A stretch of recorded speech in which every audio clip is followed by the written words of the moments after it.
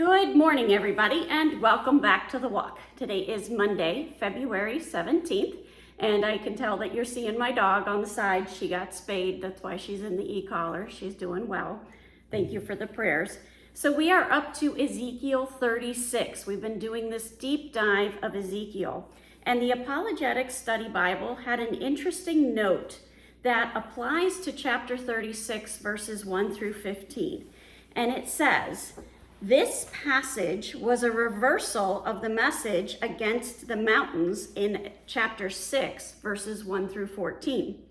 It was a celebration of the repossession of the land by the Judeans returning from exile. The passage includes additional accusations against Edom. We talked about a lot of accusations against Edom last week. First, when the Judeans were exiled, the Edomites rushed in to claim the land for themselves. That's in chapter 36, verses 2 through 3 and verse 5. Second, they plundered Judah and left the land desolate. We're going to see that in verses 3 and 4. Third, they ridiculed and scorned the people of Judah, and that's in verses 3 through 6 and 15. So, consequently, God gave 4 promises to the Judeans who would be returning. Remember, when God promises, it comes to fruition. First of all, that the land would be fruitful again. All the people of Judah ultimately would return, multiply, and prosper the land. Their return would be permanent. And lastly, the Judeans would no longer be an object of scorn by the other nations. So the subtitle for this is Prophecy Against the Mountains of Israel. And as I researched about these mountains, a lot of times in the Bible, the mountains are personified, meaning that they're talked about as if they are a person or a group of people. And that is happening throughout this chapter. And it says, and you, son of man, prophesy to the mountains of Israel and say, O mountains of Israel, hear the word of the Lord. Okay, so when we look at this, it says that in verses 2 through 7, it's going to be talking about an enemy. Of course, you've got to know, who is that enemy? Well, that enemy is the people that insult them, that disrespect them, that they damaged and abused them, and their attempt to take over Israel's land. Most of this was done by the land of Edom. Verse 2. Thus says the Lord God, because the enemy said of you, aha, the ancient heights have become our possession. Therefore prophesy and say, thus says the Lord God, prophesy, because they made you a desolate and crushed you from all sides, so that you became the possession of the rest of the nations, and you became the talk and evil gossip of the people. Therefore, O mountains of Israel, hear the word of the Lord.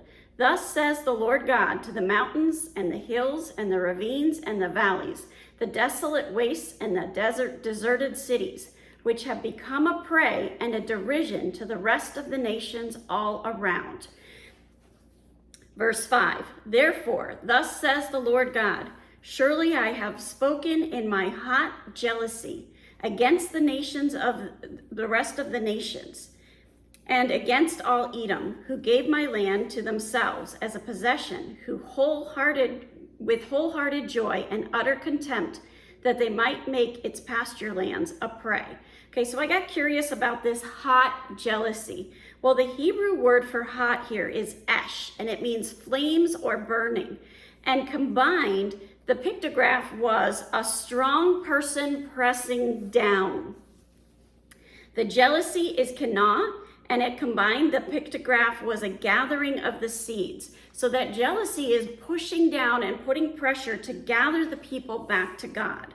Verse 6, therefore prophesy concerning the land of Israel, and say to the mountains and hills, to the ravines and valleys, thus says the Lord God, behold, I have spoken in my jealous wrath, because you have suffered the reproach of the nations. Okay, so that word for jealous is the same one. It's that kinah. But I got interested in wrath, and that means that Hebrew word is chama, and it means hot or wrath. But the pictograph is a picture of a wall, meaning to separate. Combined, it means separate water. So this can be the heat from the sun that heats the contents of a bag. So what they would do is they would take some milk and they would put it in a bag of animal skin, and they would hang it out, and they would push it back and forth and kind of shake it up. And what it did is it made cheese. So the heat from the sun heated the contents of the bag. This is God's anger, God's wrath and jealousy heating up things for the Edomites to put it back into the power of the Judeans. Verse 7, therefore, thus says the Lord God, I swear that the nations that are all around you shall themselves suffer reproach. God is coming after them, and he's going to come after them in a big way. How does this apply to us? Well, we've got to remember that God gets jealous, that he acts out of that he puts his wrath on people to protect his children. And as believers in Jesus Christ, we are those children. Have a wonderful day. God bless, and keep walking the walk.